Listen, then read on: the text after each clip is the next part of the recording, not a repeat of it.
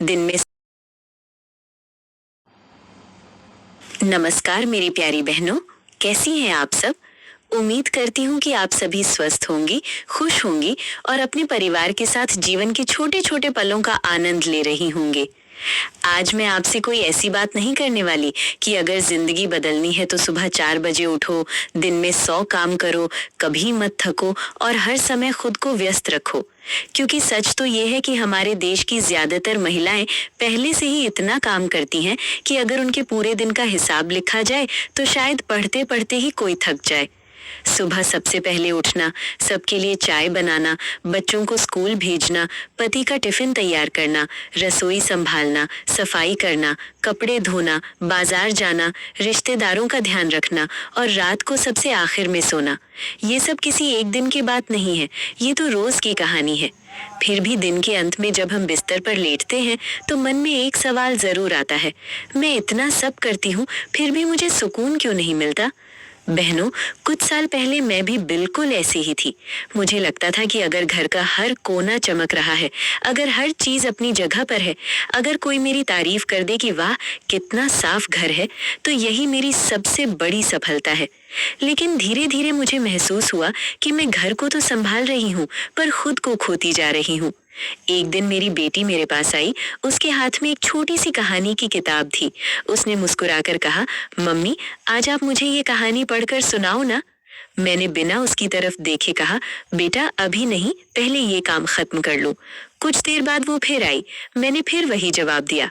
शाम तक उसने तीसरी बार भी पूछा और तीसरी बार भी मैंने कहा अभी नहीं। रात को जब मैं उसके कमरे में गई तो देखा कि वो वही किताब सीने से लगाकर सो चुकी थी। उस पल मुझे पहली बार लगा कि शायद मैंने आज घर के सारे काम पूरे कर लिए, लेकिन एक माँ होने का सबसे जरूरी काम अधूरा छोड़ दिया। उस रात में बहुत देर तक जागती रही। मैंने सोचा कि आखिर मैं किसके लिए इतनी भाग दौड़ कर रही हूँ। अगर मेरे अपने ही मेरे साथ समय बिताने के लिए तरस जाए तो फिर इतनी मेहनत का क्या मतलब। अगली सुबह मैंने कोई बड़ा बदलाव नहीं किया, मैंने सिर्फ एक छोटा सा फैसला लिया। मैंने तय किया कि हर दिन अपने लिए और अपने परिवार के लिए कम से कम आधा घंटा ऐसा होगा जिसमें कोई काम बीच में नहीं आएगा। शुरुआत में ये आसान नहीं था। बार बार लगता था कि पहले बर्तन धो लूं, पहले कपड़े तह कर दूं, पहले अलमारी ठीक कर दूं, लेकिन फिर मैंने खुद को रोका। धीरे धीरे मुझे समझ आने लगा कि मेरी थकान कामों की वजह से नहीं थी, मेरी थकान उन आदतों की वजह से थी जिन्हें मैंने सालों से सही मान लिया था। और यहीं से मेरी जिंदगी बदलनी शुरू हुई। धीरे धीरे मैंने अपनी आदतों को ध्यान से देखना शुरू किया। मैं हर रात सोने से पहले सिर्फ 5 मिनट बैठकर सोचती थी कि आज ऐसा कौन सा काम था जिसे अगर मैं न भी करती तो कोई बड़ी समस्या नहीं होती।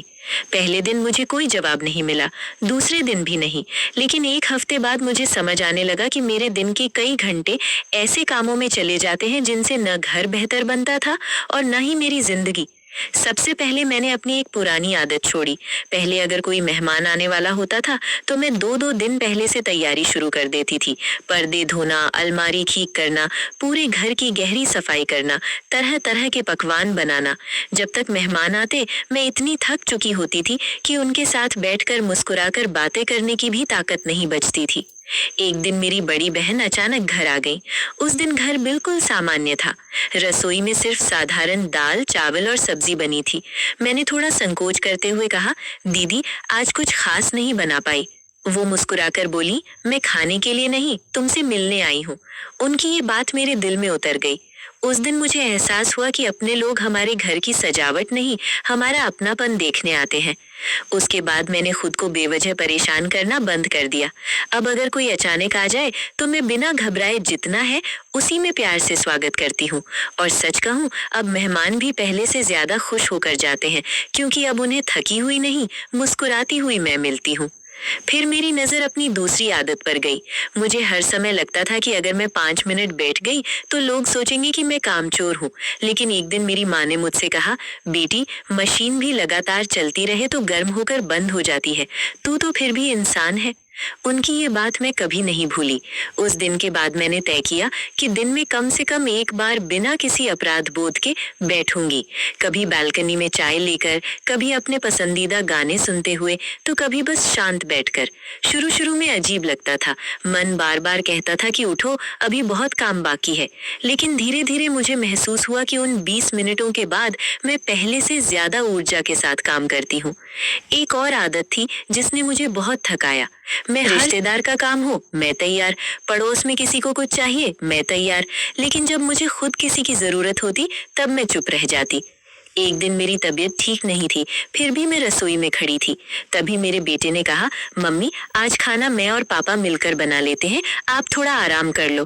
पहले तो मैंने मना कर दिया, फिर अचानक मुझे लगा कि मैं दूसरों की मदद स्वीकार करने से क्यों डरती हूँ। उस दिन मैंने पहली बार आराम किया। खाना शायद उतना परफेक्ट नहीं बना था, लेकिन उस खाने में परिवार का साथ था और वही सबसे बड़ी बात थी। अब मुझे समझ आया कि हर काम अकेले करना मजबूती नहीं होता।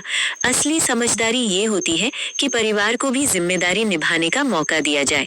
याद रखिए बहनों, घर सिर्फ एक महिला की जिम्मेदारी नहीं होता। घर उस परिवार का होता है जहाँ हर सदस्य का थोड़ा थोड़ा योगदान होता है। अगर हम सब कुछ अकेले करने की कोशिश करेंगे तो एक दिन शरीर भी थक जाएगा और